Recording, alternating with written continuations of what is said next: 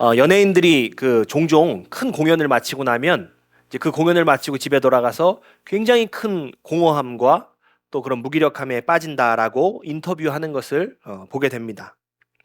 그 엄청난 열광과 막 환호 속에 있다가요, 공연이 갑자기 끝나고 한순간에 혼자 이렇게 조용한 일상으로 돌아오면 이게 막 그 공연의 그 열광이 막 그 함성이 그게 현실이었는지 그게 뭐 꿈이었는지 그 진짜인가 싶기도 하면서 그 뭐 자기도 어떻게 할 수 없는 공허함이 막 한순간에 찾아오는 거지요. 이 때로는요, 자신이 섰던 그 공연의 현장과 그 무대와 일상의 갭이 너무 커서요. 그 무대에 막 쏟아부었던 열정과 막 그 쏟아부었던 그 노력과 그 일상의 갭이 너무 커가지고 굉장히 그 현실에서는 무기력하게 지내는 그런 현상들이 나타나기도 한다고 합니다. 사실 우리가 이제 이 공허함이라고 이야기를 하면 이 공허함은요, 과도함 뒤에 숨어서 나타나는 것입니다. 이 두 개가 세트예요. 공허함과 과도함이라는 것은 사실은 세트예요, 세트. 과도함 뒤에 숨어 있다가요, 과도한 열정과 열광, 과도한 열심이 지나고 난 자리에 들어오는 게 이게 공허함이에요. 그래서 막 열심히 열정적으로 부지런히 살아본 사람이 공허함도 느끼게 되는 것입니다. 목표를 막 설정하고 그 목표를 위해서 엄청나게 열심히 막 쏟아 부은 사람이요, 목표를 이루고 난 뒤에 이 만족과 행복이 그렇게 오래가지 않는다는 것을 알게 될 때에 내가 이것을 위해서 이렇게 달려왔나?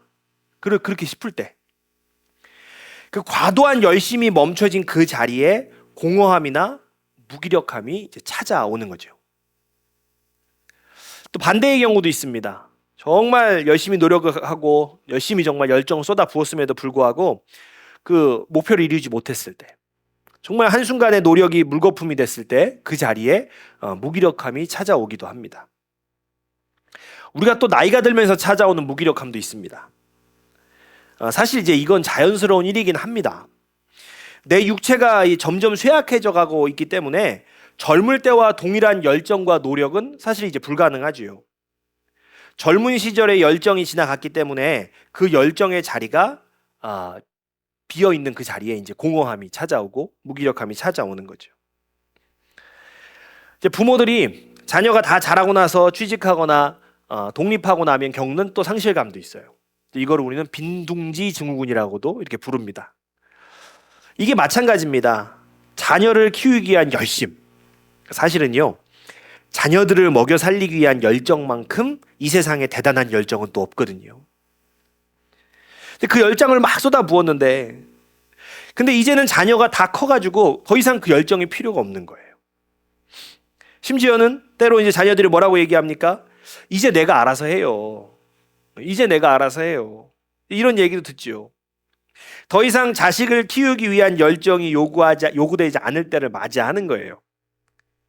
그럼 이제 이때를 놓치지 않고 그 과도함 뒤에 무엇가 찾아옵니까? 공허함이 찾아오는 거예요. 무기력함이 그 열정의 자리를 대체해서 탁 들어오는 거죠. 그러나 우리가 나이 들어서 경험하는 어떤 이 공허함이나 무기력함은 뭐 절대로 겪어서 안 되는 그런 감정이다? 그런 건 아닙니다. 사실은 삶의 자연스러운 수순이죠. 그러니까 우선 이제 이렇게 받아들일 것은 받아들여야 합니다.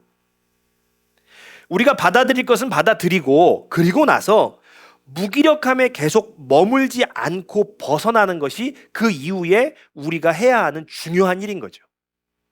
우리 삶에 이런 일들이 일어나고 이렇게 될 건데, 그 이후에 그 무기력함에 머물지 않고 넘어가는 것, 그것으로부터 벗어나는 게 중요한 일인 거예요. 자, 그런데 오늘 이야기하고자 하는 것은요, 이런 종류의 이제 우리의 삶의 무기력함은 아니에요. 어떤 얘기를 하려고 하냐면, 나이를 떠나서요, 그리스도인이라면 누구나 겪을 수 있는 영적 무기력함에 대해서 이야기하고자 합니다. 사람들이 왜 영적으로 무기력해지고 다운되는지, 이런 것이 왜 찾아오고 이 무기력함에서 우리가 어떻게 벗어날 수 있는지, 오늘은 좀 이것에 대해서 생각해보고 말씀을 나누고자 하는 거죠. 자, 그러려면요, 먼저 뭐가 필요하냐면 영적인 무기력함에 빠졌던 인물이 필요합니다.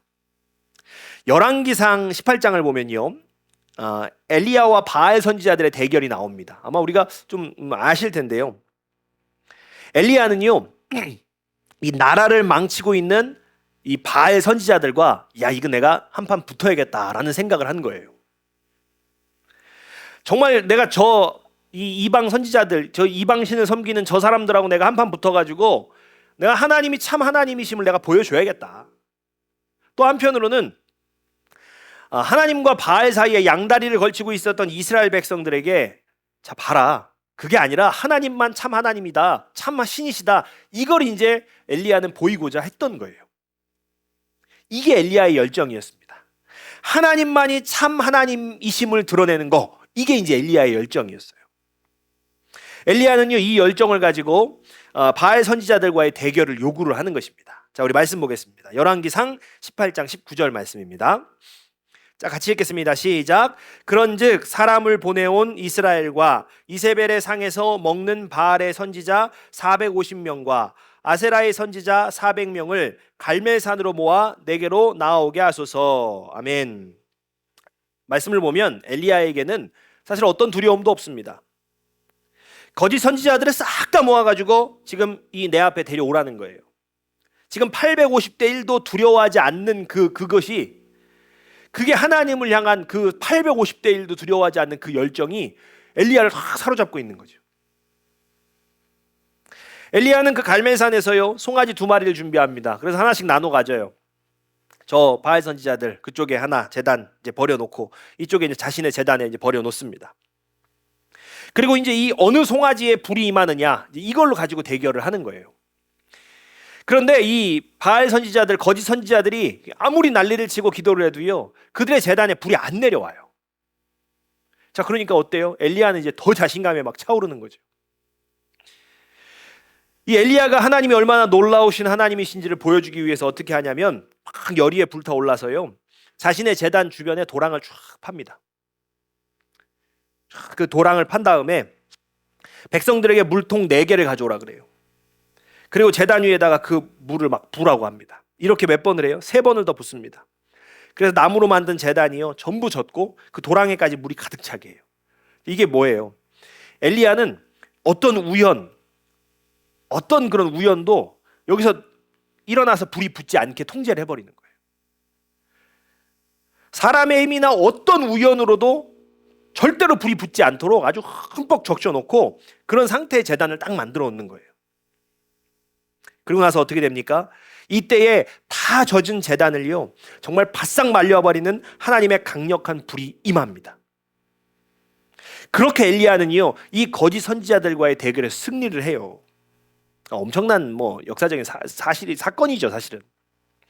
자, 그런데 이 대승의 기쁨이 오래 가지를 못합니다.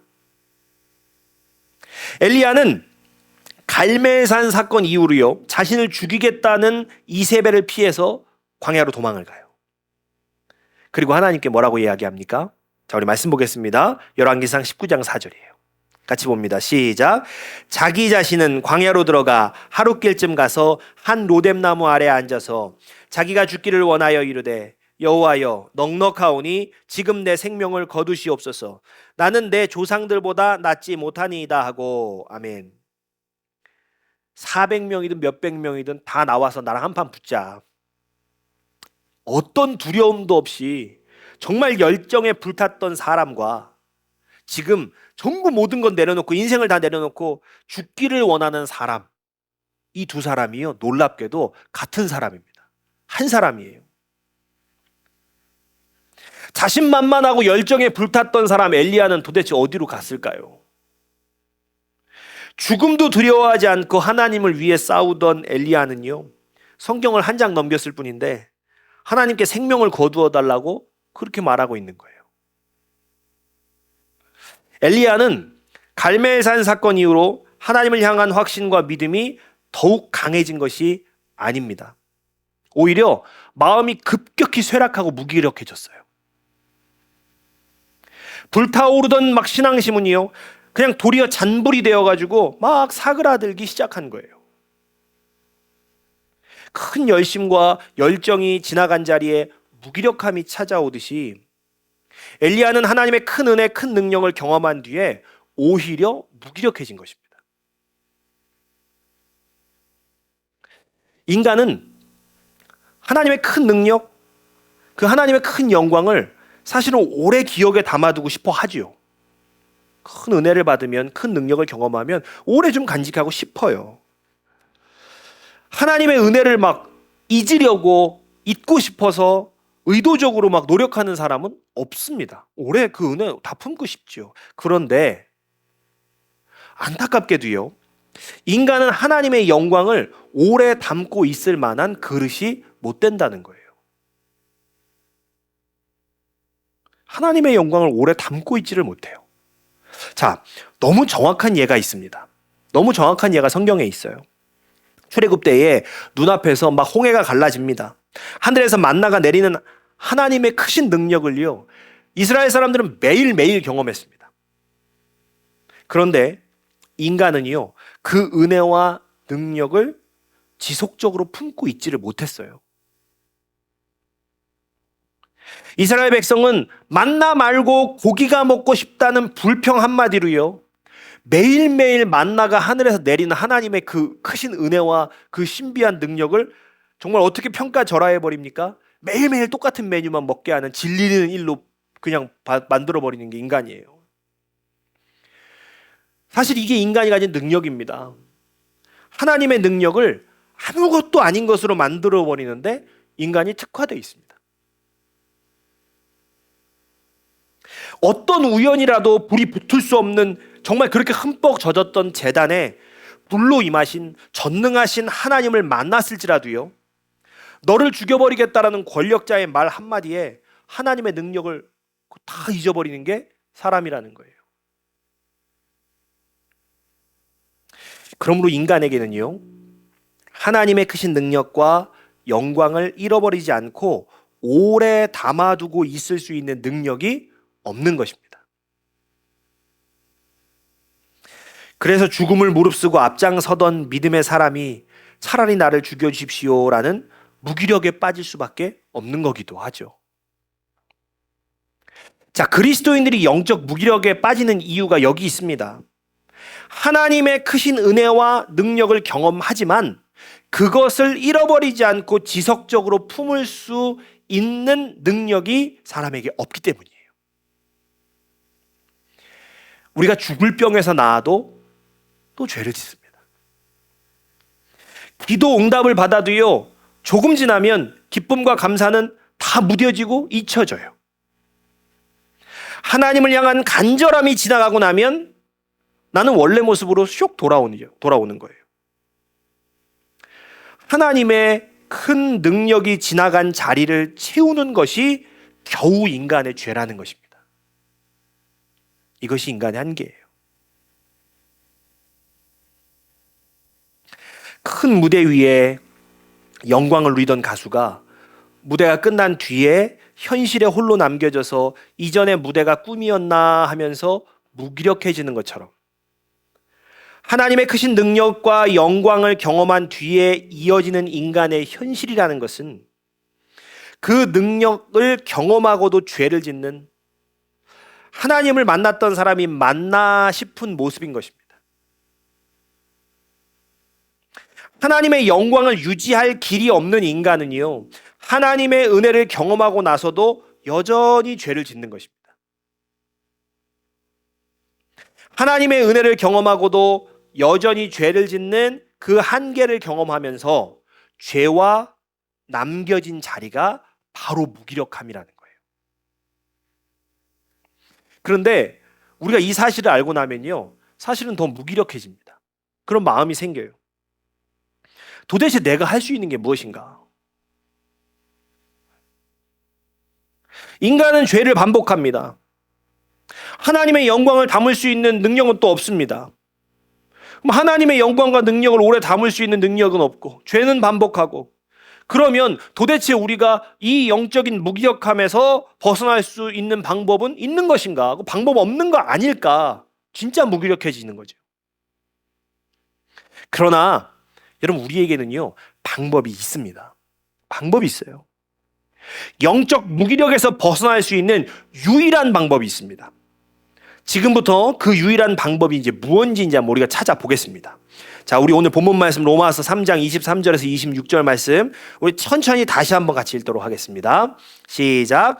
모든 사람이 죄를 범하였음에 하나님의 영광에 이르지 못하더니 그리스도 예수 안에 있는 속량으로 말미암아 하나님의 은혜로 값없이 의롭다 하심을 얻은 자 되었느니라. 이 예수를 하나님이 그의 피로써 믿음으로 말미암는 화목제물로 세우셨으니 이는 하나님께서 길이 참으시는 중에 전에 지은 죄를 간과하심으로 자기의 의로우심을 나타내려 하심이니 곧 이때에 자기의 의로우심을 나타내사 자기도 의로우시며 또한 예수 믿는 자를 의롭다 하려 하심이라. 아멘. 성경은요, 모든 사람이 죄를 범하여서 하나님의 영광에 이르지 못한다라고 말합니다. 곧 우리가 앞서 말씀을 나눴던 그 말씀들이 다 이 한 구절에 들어있는 건데요, 인간은 죄를 지음으로써 하나님의 은혜와 영광을 담을 수 없다는 거예요. 그래서 죄와 홀로 남겨져 수시로 공허와 무기력함에 시달리는 것입니다. 자, 그런데요, 우리가 예수 안에 있는 속량으로 말미암아 하나님의 은혜로 값없이 의롭다 하심을 얻었습니다. 여러분, 너무나 익숙한 말씀이죠. 예수 안에 있는 속량으로 말미암아 하나님의 은혜로 값없이 의롭다 하심을 얻은 것, 너무 익숙한 말씀이에요.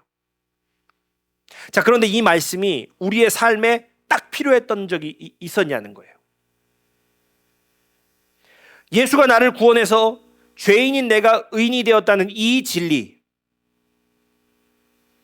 여러분에게 정말 이 진리가 필요했던 삶의 순간이 있었습니까? 이 진리가 정말 필요한 순간이 언제인지 아십니까? 바로 우리가 숱한 하나님의 은혜를 경험하고도 하나님을 믿는 사람이 많나? 그렇게 쉽게 죄를 반복하며 하나님의 영광이 지나간 자리에서 여전히 죄인이 되어 괴로워하는 그 시간, 그 무력의 시간, 정말 그 무기력의 시간, 그 순간에 필요한 진리의 말씀이 딱 이 말씀이라는 거예요. 죄인의 상태로 사는 게 무기력함입니다. 죄인의 상태로 계속해서 살아가면 무기력에서 우리가 벗어날 수 없습니다. 자, 그러나 우리는요, 우리 힘으로 절대로 의인이 될 수 없어요. 죄인의 상태로 살면 그 상태로 계속 머물러 있는 게 영적인 무기력함의 상태인데, 우리는 우리 힘으로는 절대 의인이 될 수 없다는 거예요. 우리는요, 앞으로도 하나님의 은혜를 경험하고 나면, 그 영광이 지나가고 나면 또 죄를 짓는 인간으로 살아가게 될 거예요. 그 한계 속에서 우리는 계속 무기력해질 것입니다. 그래서 우리에게 뭐가 필요하냐? 이 진리의 말씀이 필요하다는 거예요. 나는 예수 안에 있는 속량으로 말미암아 의롭다 하심을 얻었다. 하나님의 은혜로 값없이 의롭다 하심을 얻었다. 여러분, 오직 의롭게 하심을 얻은 자만이 영적인 무기력에서 벗어날 수 있는 거예요. 무기력함은요, 죄와 나만이 남겨진 시간입니다. 사단은 그때 우리에게 말합니다. 네가 그러고도 뭘 해? 그냥 아무것도 하지 마. 할 자격이 없어. 그러면서 계속해서요, 우리가 기억하고 싶지 않은 순간들을 떠올리게 합니다. 분노와 미움, 두려움과 수치심의 순간들입니다. 계속해서 떠올리게 해요. 그래서 무기력함에 빠진 사람들을 살펴보면요, 특정한 생각과 감정에 묶여 있습니다. 그런데 그 생각과 감정이 다 죄의 부산물들입니다. 좋은 일로 기억되는 생각과 감정이 아니라는 거예요. 사단은 이런 치우친 생각과 감정 속에 빠져 있는 인간에게 또 이야기합니다. 그것 봐. 네 생각이 맞잖아. 그건 그렇게 우울해해야 할 일이 맞아. 계속해서 화나 있을 일이 맞아. 그러니까 예수 잘 믿지 마. 그냥 예수 잘 믿지 말고 여기 계속 있어. 그 예수 잘 믿는 거, 그건 믿음 좋은 사람들이 하는 거야. 그거는 저 믿음 좋은 사람들이나 하는 거야. 너는 그럴 만한 자격이 없잖아. 이런 사단의 참소의 말에 속아서 죄의 부산물들과 함께 계속해서 머무르는 것이 영적인 무기력이에요. 그러나 성경은 뭐라고 얘기하냐면 누구도 의인으로서 자격을 갖출 수 없다고 말합니다. 절대 그 누구도 스스로 의인이 될 수 없습니다.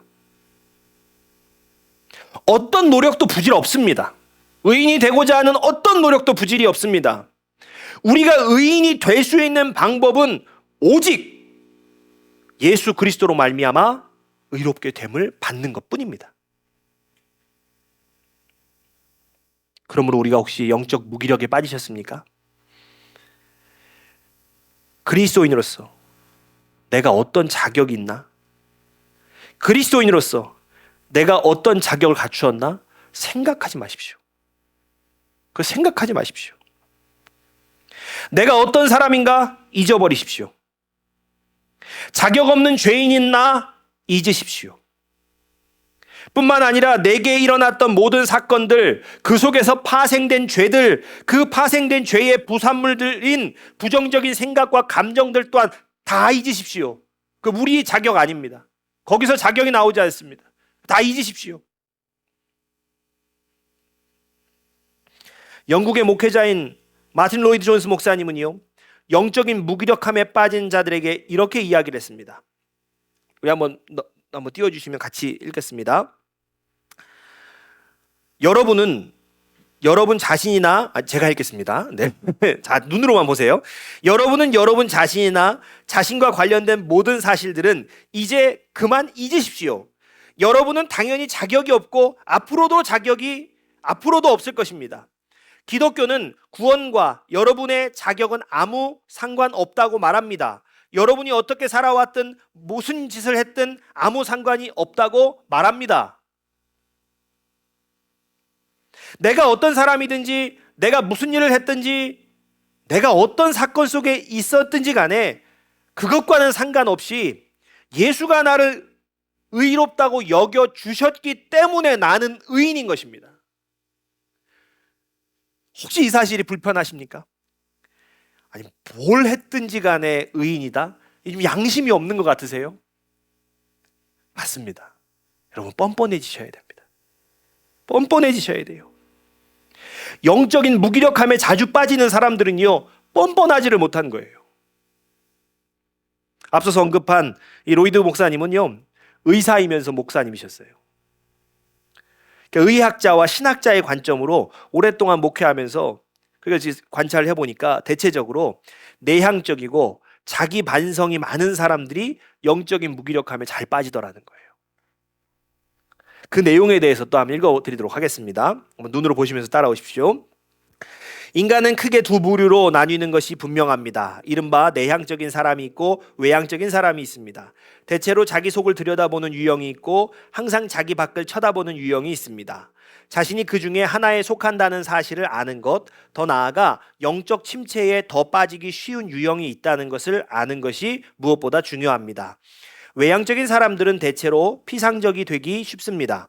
그에 비해 천성적으로 늘 자기 자신과 자신이 하는 일을 분석하며 자기 행동의 결과를 염려하고 항상 뒤를 돌아보면서 부질없이 후회하는 유형이 있습니다. 돌이킬 수 없는 일에 매달려 계속 자신을 분석하고 판단하며 책망합니다. 그 모든 성향이 영적인 영역과 생활에 그대로 전이됩니다. 정기적인 자기 점검은 필요합니다. 그러나 항상 점검만 하는 것, 이를테면 자기 영혼을 해부대 위에 올려놓고 샅샅이 해부하는 것은 과도한 성찰입니다. 외향적인 사람들은 내향적인 사람들보다 상대적으로 사건과 상황을 깊이 바라보는 점에 약하고요. 자기 점검을 잘 하지 않습니다. 그러니까 외향적인 사람들은 이걸 고칠 필요가 있는 거죠. 자, 반대로요. 내향적인 사람들은 과도한 자기 성찰을 고쳐야 된다는 거예요. 과도한 자기 성찰의 결론은 언제나 자기 비하, 나는 죄인이다, 이걸로 끝나는 거예요. 그런데 죄인인 상태로 계속 머무르는 것이 무엇이라고 합니까? 무기력함이라는 거예요. 나는 죄인이라고 이렇게 성찰하다 끝나는데 그 죄인의 상태로 머무르는 것이 영적 무기력함이에요. 과도한 자기 성찰을 멈추지 않으면 나는 언제나 부족한 죄인인 상태에 머무르게 되고 무기력해질 수밖에 없는 거예요. 자, 그런데요, 이런 경우도 있습니다. 다른 경우인데, 나는 내향적이지도 않고 자기 비하도 잘 안 하는데 영적인 무기력함에 빠진 것 같다라고 느끼는 사람들이 있어요. 이런 경우는 과도한 자기 성찰로 자신을 비난하는 사람들과는 반대인 경우예요. 내가 죄인이라는 인식이 떨어지는 경우입니다. 내가 죄인이라는 것에 공감이 잘 가지 않는 것이죠. 죄라는 것을요, 도둑질하거나 남에게 해를 가하는 것, 그런 것에 행위에 한정지어서 받아들이는 것이에요. 그래서 내가 그런 행위만 하지 않는다면 나는 뭐 그렇게 큰 죄인이다, 이거 안 느끼는 거죠. 그래서 인간이 본질상 죄인이라는 것에 별로 고통을 느끼지 못하는 것입니다. 그래서 사실은 이런 경우는 영적인 무기력이 아니라 사실은 영적인 교만 상태인 거예요. 이것은 반복되는 자기 성찰로 자신의 한계를 깨닫고 고통스러워하며 무기력해진 것과는 전혀 다른 겁니다. 조금 더 냉정하게 이야기하면요, 신앙생활이 그냥 심심한 거예요. 교회는 오래 다녔고 이것저것 해본 것도 많은데 그 안에서 좀 재미난 거 없나, 더 새로운 것의 경험을 원하는 그런 상태일 수 있는 거예요. 다른 한편의 상태는. 다른 양상인 거죠, 이건. 그러나 정말로 영적인 무기력함에 빠진 사람들이라면 이제는 어떻게 하셔야 됩니까? 과도한 성찰로 나를 낱낱이 해부하는 그것을 멈추셔야 한다는 거예요. 내가 무엇을 했든지 간에, 내가 무엇이 부족하고 또 무엇을 실수했든지 간에 사실 그건 중요하지가 않은 것입니다. 내가 예수 피로 말미암아 구원받았으며 하나님의 은혜로 의롭게 되었다는 사실이 가장 중요한 겁니다. 이 사실을 계속해서 확신해야 과도한 자기 성찰을 멈출 수가 있는 거예요. 영적으로 자꾸 무기력해지십니까? 그럴 때마다 내가 어떤 존재인지를 확신하십시오. 여러분이 어떤 존재인지 다시 한번 우리에게 주어진 말씀을 제가 읽도록 하겠습니다. 모든 사람이 죄를 범하였음에 하나님의 영광에 이르지 못하더니 그리스도 예수 안에 있는 속량으로 말미암아 하나님의 은혜로 값없이 의롭다 하심을 얻은 자가 되었느니라. 아멘. 이것이 여러분의 정체성입니다. 나의 존재를 올바르게 확신하십시오. 내 자신을 낱낱이 해부하면서 막 괴로워하는 그런 무기력의 자리에서 벗어나십시오. 부질없는 나의 노력으로 의인이 되려고 하는 그 시도 또한 버리시기 바랍니다. 나는 이미 의롭게 되었습니다. 아무것도 하지 않아도, 아무런 대단함이 없어도 이미 예수의 속량으로 말미암아 나는 의롭다 하심을 얻은 자입니다. 무기력해질 때마다 이 믿음을 가지시기를 바랍니다. 이 믿음이 기나긴 무기력과 움츠림 속에서 벗어나 나를 세상 속으로 걸어가게 할 것입니다. 우리가 찬양하고 기도하겠습니다.